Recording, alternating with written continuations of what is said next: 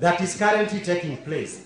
For the last 2 weeks, the so-called learned friends have been sparring at each other over the current political stalemate in the country as they attempted to provide a way out of the dispute.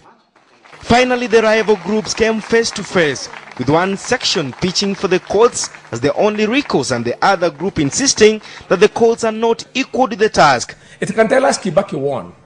If it tells us Kibaki won, then it's still a problem, because we need to start thinking about how do you heal the divisions that have been caused by this? How do you deal with all this violence?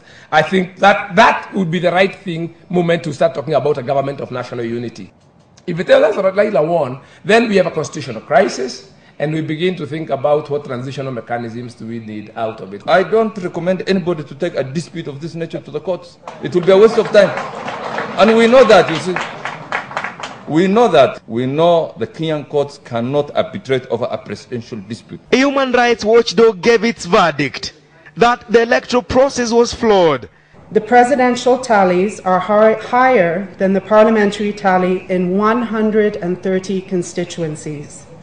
Parliamentary are higher in 69 constituencies.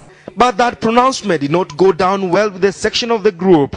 The major difference between Kenya, Somalia, and other unfortunate states in Africa have suffered the breakdown of constitutional order.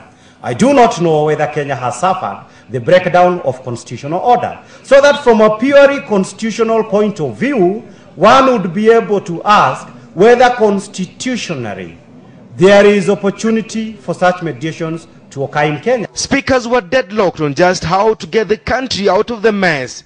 We have seen atrocities and violations that are being perpetrated and will continue to be perpetrated by agents of the state who are following illegal orders. This is why I want the Law Society of Kenya to guide us.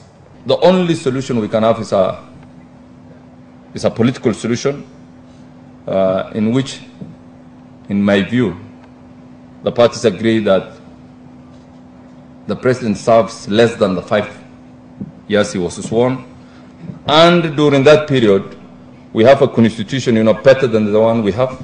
We need to create an institution, whether elected and I would hope elected, that rewrites our constitution before we have another election. We cannot go into another election with the current constitutional framework. Good people, we're going to be here again after 6 months. The government has stuck to its guns that it won the December election, but ODM maintains it carried the day of the ballot. Denson Sarigo, NTV.